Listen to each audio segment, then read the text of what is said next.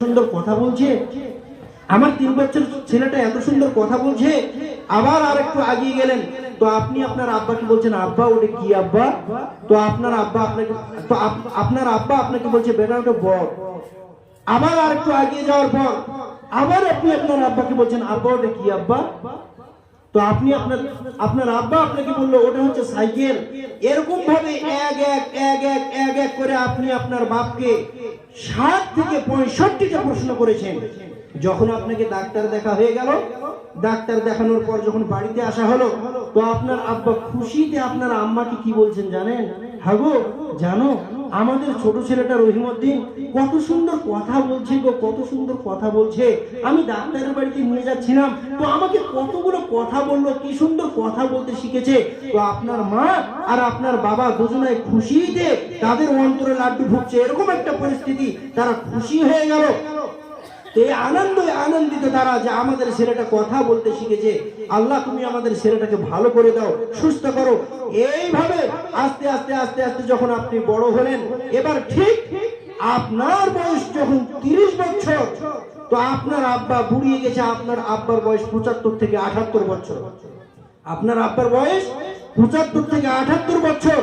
অমতো অবস্থায় কি আল্লাহর হুকুম, আপনার আব্বা একদিন অসুস্থ হয়ে পড়েছে। আপনার আব্বা অসুস্থ হয়ে পড়েছেন। যখন আপনার আব্বা অসুস্থ হয়ে পড়েছে, তো আব্বাকে কে নিয়ে যাবে ডাক্তারের বাড়ি? তো আপনি বিরক্ত বোধ হয়ে আপনার আব্বাকে বলছেন, হ্যাঁ বুড়া বের হ, চল ডাক্তারের বাড়ি নিয়ে যেতে হবে। পুরা মানুষ কিছু করার নাই, ছেলের হুকুম শুনতেই হবে। শ্বশুরের দেওয়া বাইক পেয়েছে, একদম পালসার কেটিএম, ও গাড়ির পিছনে বসিয়ে নিয়ে আবার ছেলে কি করছে, আব্বাকে কালিয়ে চোখ নিয়ে যাচ্ছে। বৃদ্ধ মানুষ।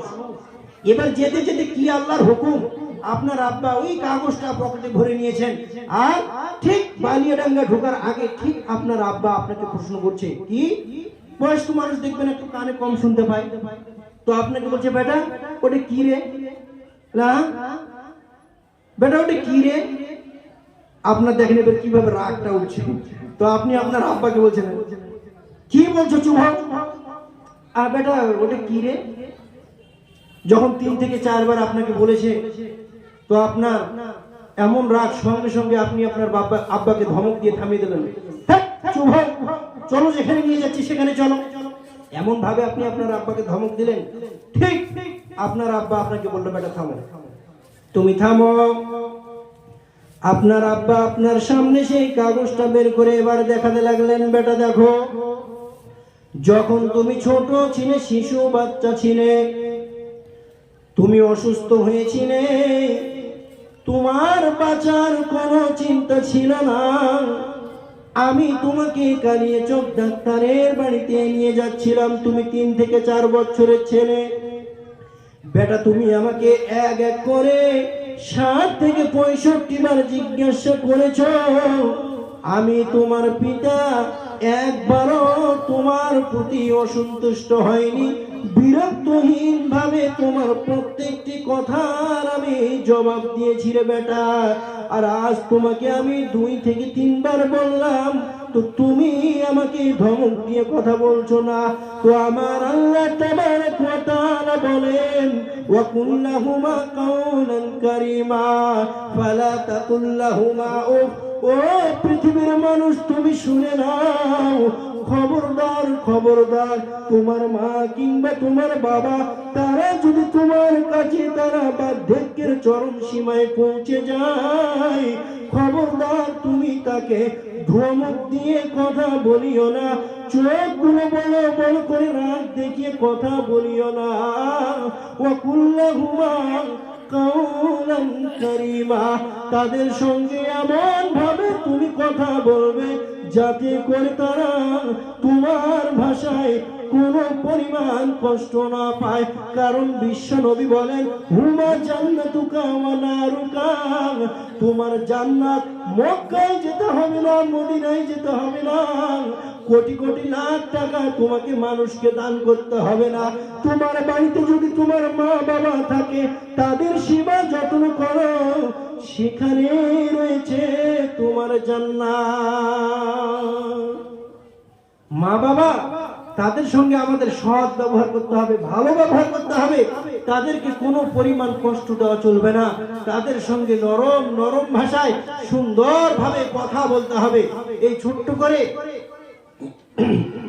একটা কথা বলি, সেটা হচ্ছে কি, তাদের সঙ্গে এত সুন্দরভাবে আমাদেরকে নরম ভাষায় কথা বলতে হবে যাতে করে তারা আমাদের কথায় কোনো পরিমাণ কষ্ট না পায়।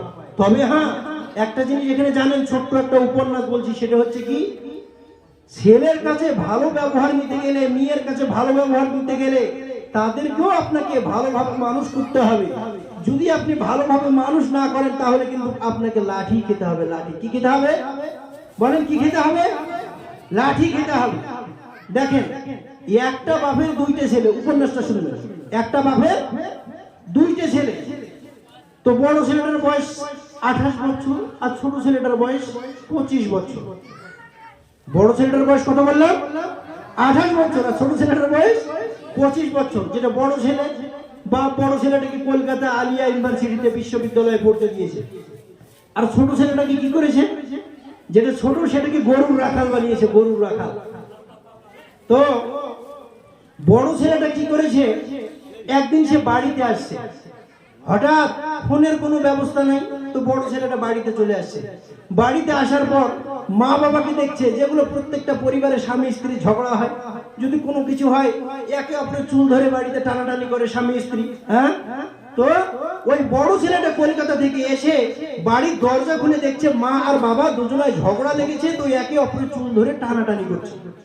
তো বড় ছেলে যখন দেখে নিল, দেখে নেওয়ার পর আর বাড়িতে ঢুকলো না। মা বাবা দেখলো আমাদের ছেলে এসেছে, আর বাড়িতে ঢুকে যাবে না, লজ্জায় তারা নিজের ঝগড়া ছুটিয়ে দিল, আর বড় ছেলেটা বাইরে চলে আসলো। আসার পর যখন দেখছে মা বাবার ঝগড়া থেমে গেছে, থেমে যাওয়ার পর আব্বার কাছে গিয়ে বলছে, আব্বা আপনি তো জানেন মা বয়স্ক মহিলা, মায়ের বয়স হয়ে গেছে, বুড়ি মানুষ, আব্বা মা সেরকম বুঝতে পারে না, মা কি আপনি সেরকম কিছু কথা বলিয়েন না, যদি আপনার কোনো জিনিসের দরকার পড়ে তাহলে আপনি আমাদেরকে বলবেন, আমরা উপযুক্ত আপনার ছেলে আছি।